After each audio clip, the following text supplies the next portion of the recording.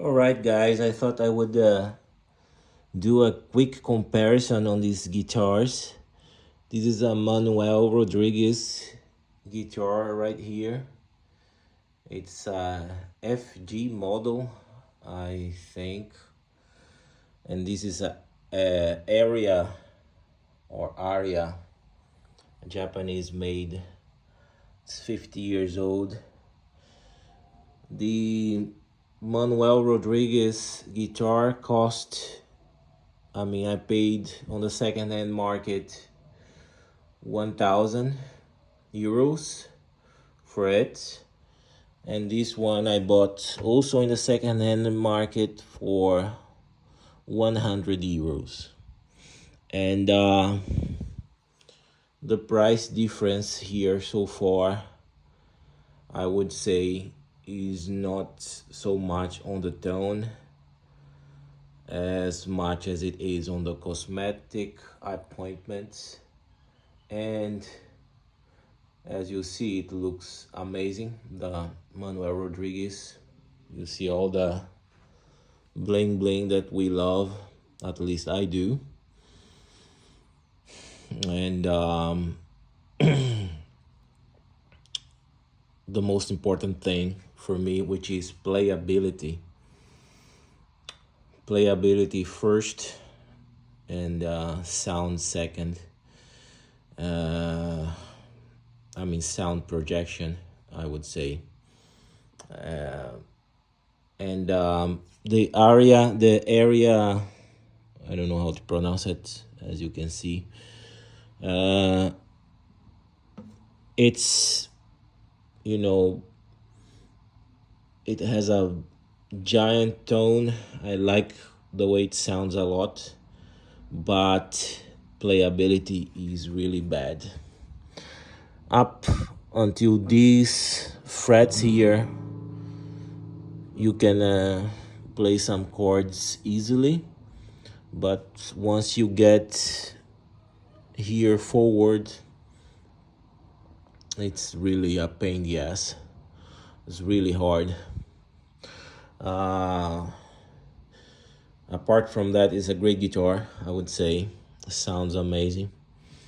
I'm not really an expert on classical guitars. Although I started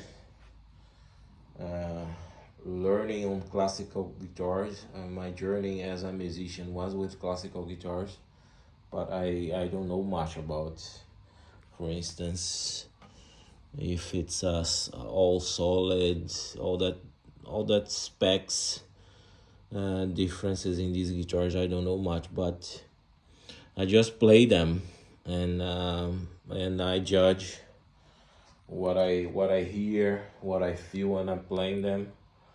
And the area, Japanese guitar. Also, these tuners here are terrible. Absolutely terrible. It still work, but you have to put a lot of effort to make it turn. And the action on this guitar is really bad. It's really high. But I noticed that the action on the Manuel Rodriguez is also high. But the difference is that the frets on the Manuel Rodriguez are also very tall. So it actually compensates a lot for the high action. So it doesn't feel like you have to make a giant effort to put a chord or anywhere in the fretboard. But here, although the frets are not really in bad shape, fretwork is not so bad, but the frets are not so tall or fat, so I think it makes a big difference as well. That's what I believe it's the main problem here. And another problem is that you can see here in the bridge, I cannot lower it a lot more than it is already.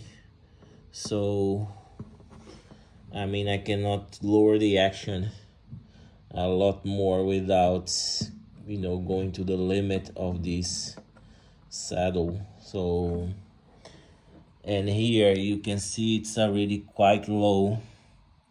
Also in the nut's quite low already. So I guess the problem is here.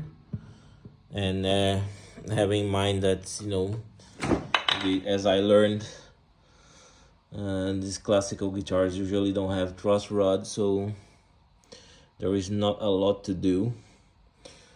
But yeah, let me know what you think. I'm trying to sell this guitar here in Sweden, but I'm trying to sell it for the same money I paid for it, and at the moment no one was interested, so I probably overpaid for it, but it happens. Sometimes you just have to let it go cheaper than you got. But also you guys can help me understand what this is, why this guitar has this kind of what happened here. Maybe you guys know better than I do. I mean, it doesn't bother me much, but something quite perceptible in the backside. I don't know if it's a big deal in the sound, but yeah.